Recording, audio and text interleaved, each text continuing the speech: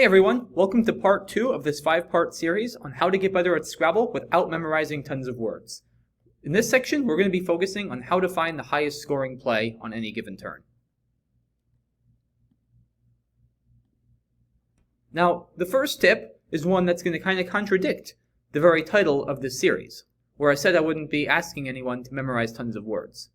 The one thing I will be suggesting is that everyone learn the 2 other words. And the good news is there's only just over 100 two-letter words, the majority of which are already common words. So there's only about 40 or 50 two-letter words that probably aren't familiar to the regular person that need to be learned. And why is this so important? A lot of people might think that two-letter words, they probably don't score much since they only involve 2 tiles. So if I were to study words, then why wouldn't I spend my time studying bingos or longer words with a Q or a Z? The key point here that I think the upcoming examples will make clear is that knowing the 2 other words allows you to play bingos and make other high-scoring plays that you otherwise wouldn't be able to or wouldn't feel confident enough to make if you didn't know all of the 2 other words. So let's take a look at an example of this. In this case here, you have found the word finance on your rack as a 7-letter bingo, and your opponent has started off the game with the word polka. Now, you might be struggling to figure out where you can play this bingo if you don't have full confidence in your knowledge of the 2 other words. There are no letters that go in front of polka, so you're not going to be able to play the word here, perpendicular to polka, and the only letter that goes after polka is an S, which you don't have, so you're not going to be able to play it here either. This leaves really only 2 possible places to play the bingo, which are above polka right here, or below it, right over here. So this begs the question, are either of FA or AF valid words? It turns out that only FA is valid, but if you didn't know the 2 other words, you might accidentally play one that's not a word, or you might decide not to play the bingo since you don't want to risk being long and potentially losing your turn if your opponent challenges. And as we'll see on the next screen, the next best option is probably something like confine through the O in polka, which scores only 24 points, as we can see in the menu on the left here. So that's 47 less points than your bingo. And again, the only thing that might stop you from playing the bingo isn't finding it. We're assuming that you found it. It's just not knowing the 2 other words might be a real big deal in this case, and similar situations where you've actually found the bingo, but you're just not sure whether you can play it because you don't have a good grasp on the 2 other words. So very important to learn all of the 2 other words. Now, the next tip that builds a lot on knowing the 2 other words is looking for overlaps. And a lot of beginning players tend to limit themselves, or as Scrabble players like to say, tunnel vision, on playing through tiles that are already on the board. And sometimes that is the right play, but oftentimes points can add up very quickly when you form multiple words at the same time, even if they're short words. And this is especially important on a more closed board where there aren't a lot of places where you can fit a bingo or longer words. It's really important to have a good grasp on the 2 other words and be willing to play other shorter words and sort of create a staircase pattern or a grid in a way that makes multiple words at once. And as you'll see in the next couple of examples, points can rack up very quickly. So let's take a look here. It's very early in the game, and your opponent has started off with the word expire, and you've got this rack here. So a player who fixates on playing through tiles already on the board might first look at the X, thinking, well, if I can get the X to one of the double words on this column, so either ending in an X or maybe even starting with an X here, then I'll get double the value for the X and end up getting a decent score for my turn. It turns out there is a word, xenon, that would play from the X and get the double word. And xenon's not a bad play. In fact, it's a pretty good play. It's worth 24 points. But there's actually a lot better that you can do here if you think about overlapping your opponent's play. So you'll notice that if I play the word woo above expire right here, I'm actually getting 32 points. So that's already 8 points better than xenon. And how am I getting so many points? Well, the important thing to keep in mind is I'm actually scoring points for 4 words here. I'm getting points for woo, but I'm also getting points for we, ox, and op all at the same time. And not only that, but the W was on a double letter score.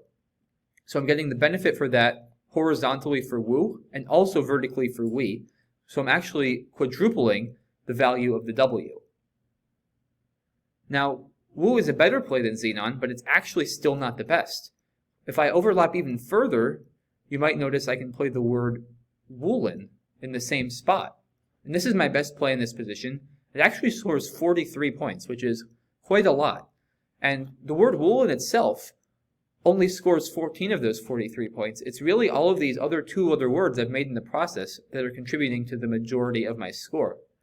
So again, I'm getting 4 times the value for the W, and now I'm actually getting 7 words in total. Besides woolen, all 6 tiles I've played have formed a new 2-letter word, and I get points for all 6 of those in addition to woolen.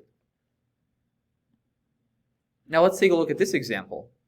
So I have a fairly promising rack here. I have 2 S's and overall good tiles, and it turns out that I have a bingo available of spreads.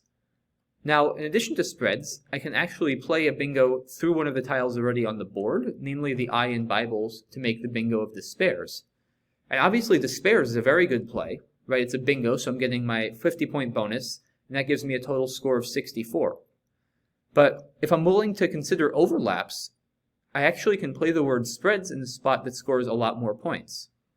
And at first it's not entirely obvious where I'd play the word spreads. Again, I can't put anything in front of expire or woolens on this column. I can't put anything in front of Bibles to play up here. And I can't play anything next to woolens.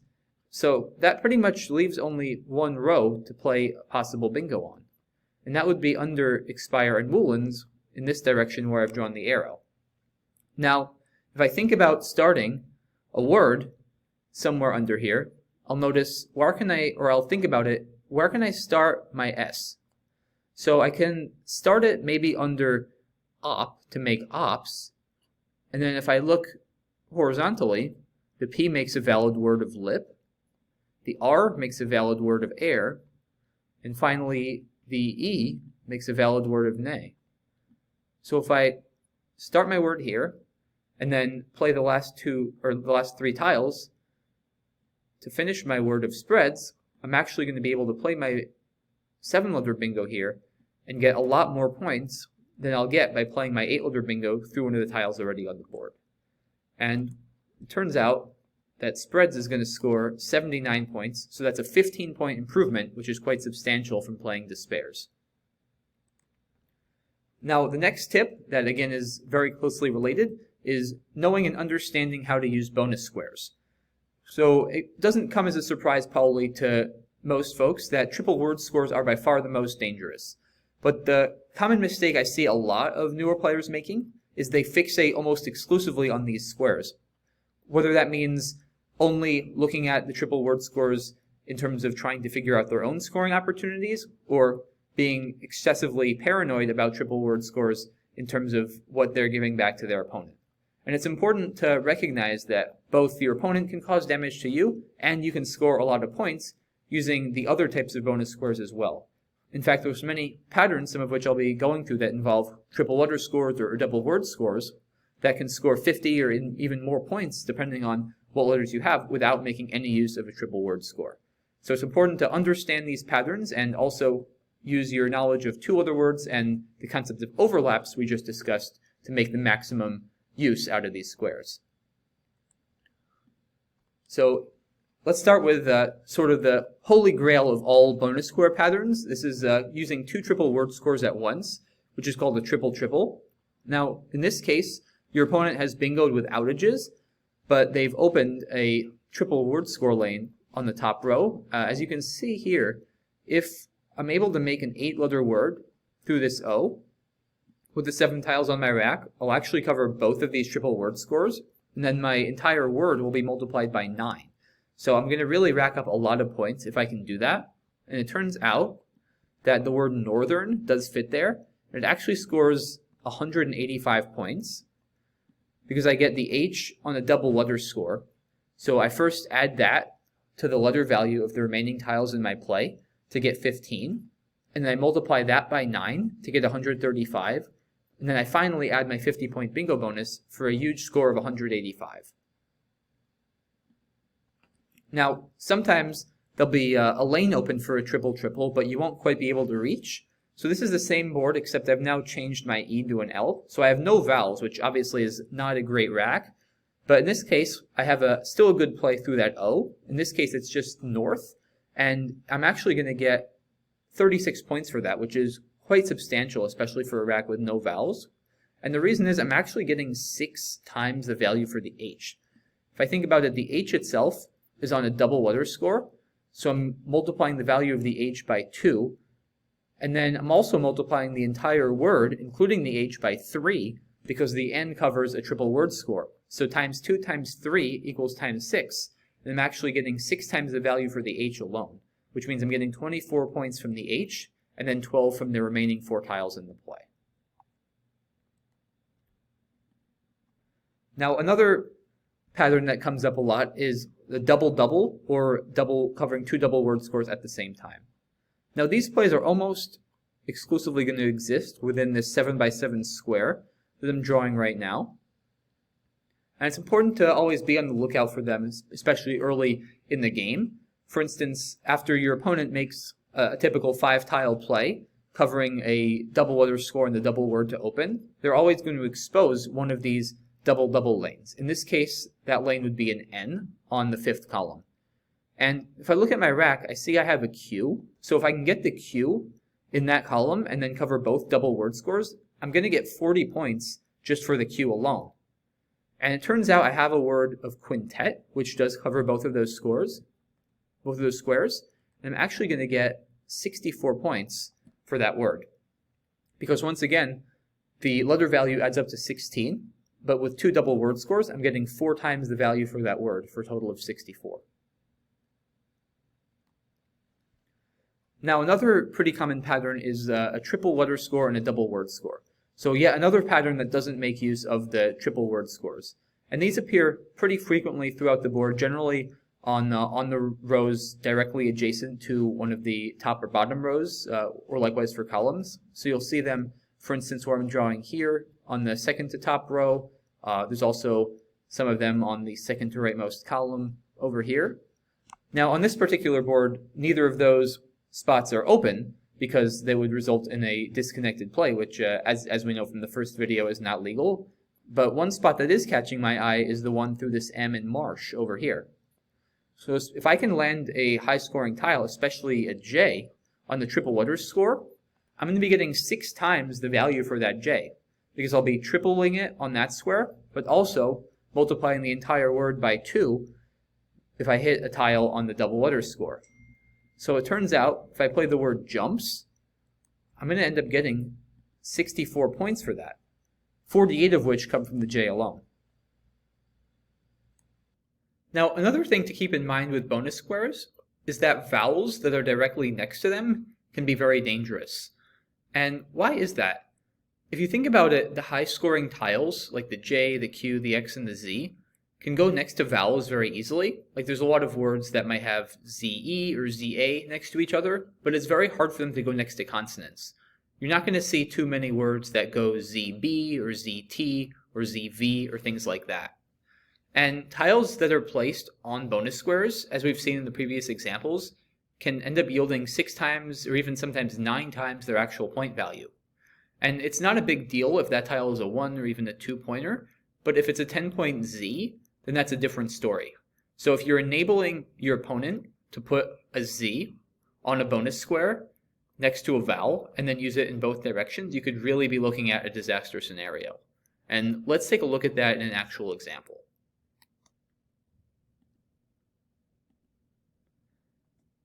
So in this case, your opponent has played epsilon to start, and you're debating between 2 plays. One of them is the word feet through the E in epsilon, and the other one, which is very similar, is the word feta through the same E. Now, really the only difference is the letter you've placed next to this triple letter score on B10 at the top of the 5-letter pattern I've highlighted in green. And if you think about it, whatever letter is placed on this square is going to end up getting multiplied by 9 when you're computing the total score. And that's because you're going to get 3 times that letter's value for the horizontal word in this direction by virtue of the triple letter score.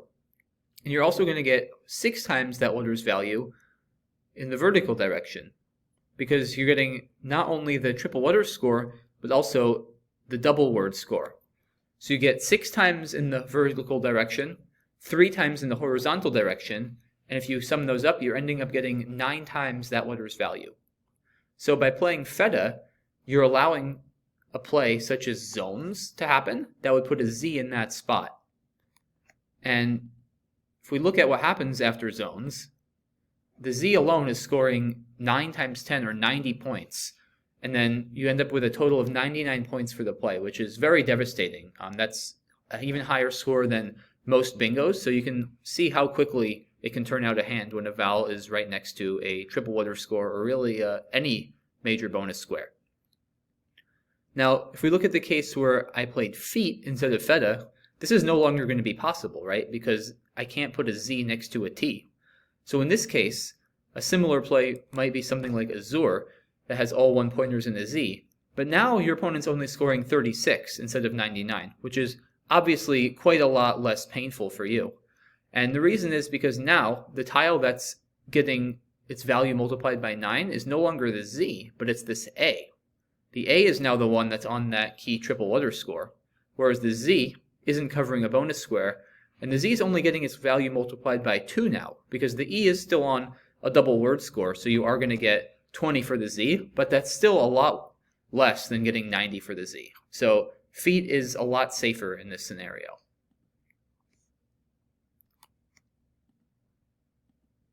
And even a less severe outcome like putting an H on that square still adds up to quite a lot of points.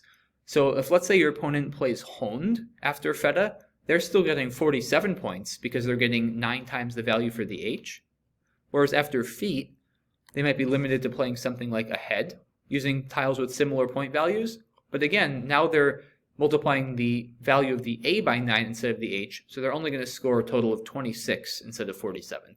So you've again mitigated the damage significantly by playing feet instead of feta. Now, another important concept to keep in mind when trying to figure out how you can score a lot of points is to look for hooks. And again, hooks are very effective when combined with bonus squares and overlaps, which we'll see at the very end of this section. But the basics of hooks are that words that you can put a tile before or after can be very important to keep in mind. For instance, the word hill takes a front C hook because you can put a C in front of it to make chill, and the word brow takes a back N hook because you can make brown if you put an N at the end of it. And whenever a word is played, you should always think about what hooks, if any, it has, and continue to think throughout the game whether you can use those hooks for a big score or maybe to fit a word that otherwise wouldn't play.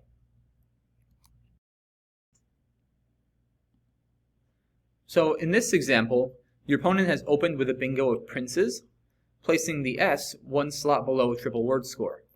So if you can think of a hook to princes, you'll be able to get triple the value of whatever word you make hooking princes, as well as whatever word you play horizontally on the bottom row. Now, it turns out that princes takes a back S hook to make princess, which isn't the most obvious to see at first, since you're putting an S, which you typically think of as pluralizing a word that's already plural. Of course, princes is already a plural of prince, but in this case, it turns out that princess is also a word, and you can place something like shark on the bottom row, and that actually gets you 87 points, because you get the triple word score applied to both shark as well as princess. In this position, you've found a bingo of billion on your rack, but you're not immediately seeing a spot to play it. You're pretty sure that words like gooey and whip raise don't take hooks, so you're not going to be able to play your bingo down here or over here, but it's very important to make sure you look thoroughly throughout the board and see if there's any other words you might be able to hook to get your bingo down. And if we look at the word ranges over here, you might notice that you can actually put an O in front of ranges to make oranges. So if you're aware of looking for hooks, you're actually going to end up having a spot for your bingo here, whereas if you didn't do a thorough search for hooks, you'd end up making a much inferior play instead of getting down billion for 80 points. Now, sort of merging all of these different concepts together, it's important to note that overlaps, hooks, and bonus squares are useful individually, but you're going to see the biggest scoring plays are made by combining all of these concepts together. And you should always ask yourself on any given turn what bonus squares are available for you to use. And as we've discussed earlier, there are a few different types of bonus squares or patterns that should be given special attention. Of course, there's any triple word score that's open, but in addition to that, any vowels that are next to a bonus square, and also some of the previously described patterns where you can use, say, a triple letter score and a double word score, or two double word scores in tandem to generate a very high score for your play. And again, just sort of reiterating the point I made at the very beginning of this section, overlapping or hooking an existing word is very often a way that you can score even more points than playing through existing tiles. So just that concept, trying to steer yourself away from the instinct to look for the most obvious plays going through tiles already on the board, and being open to playing overlaps or hooks and making some of the more advanced, more complicated plays will really pay dividends in your score. Now, in this position over here, your opponent has just played clerking, and you have an X, so you should definitely be thinking about how you might be able to use that X on a valuable bonus square to really get the most points out of it.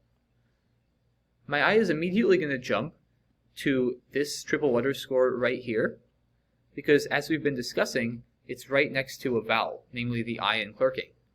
And I know that XI happens to be an acceptable two-letter word, so if I can put my X right here, and then somehow use it in the other direction as well, I'm going to get 6 times the value for my X. I'm going to get 3 times the value for using it horizontally on the triple word score, and also 3 times for using it vertically.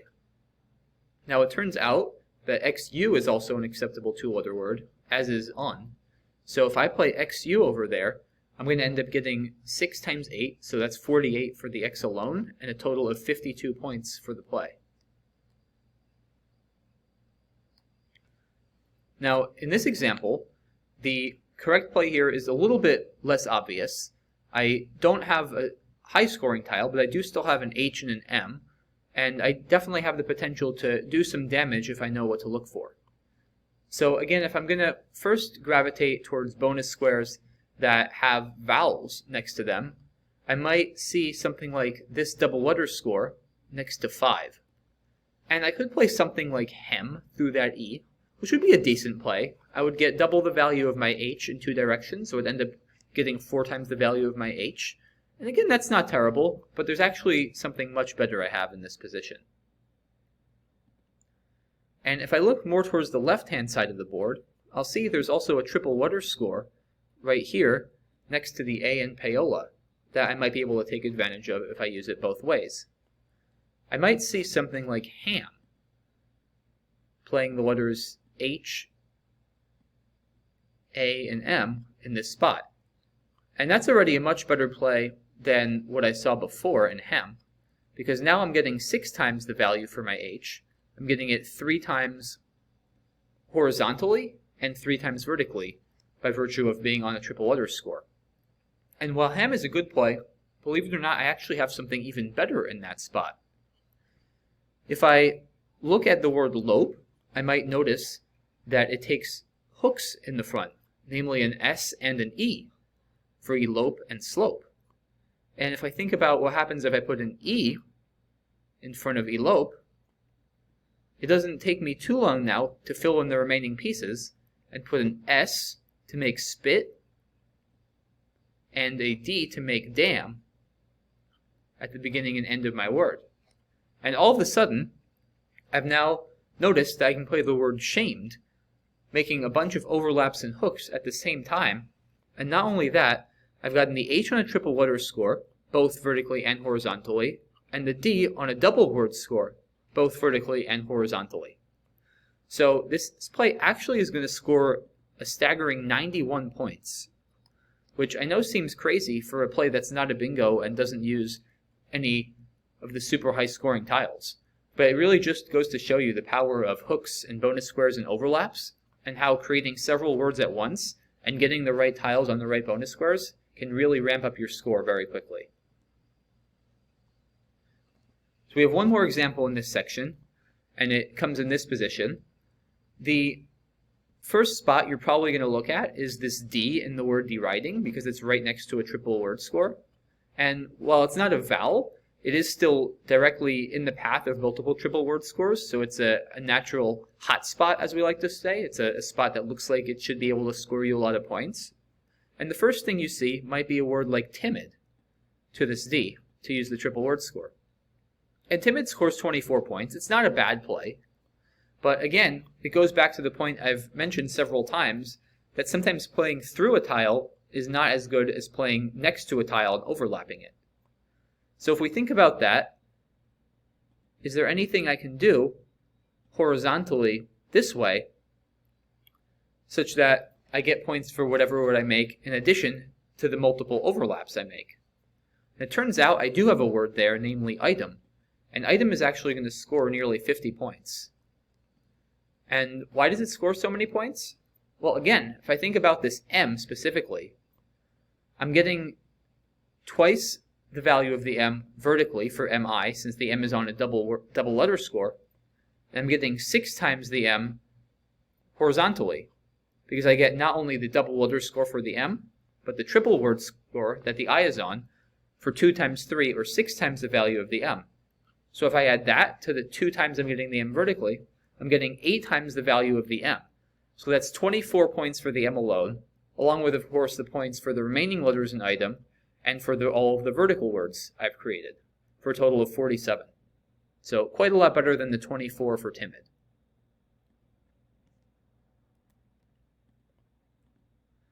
And that concludes part 2 of this series. I hope you'll all join me for part 3, where we'll talk about managing your rack and the importance of keeping good tiles on your rack so that you can score more points on your next turn.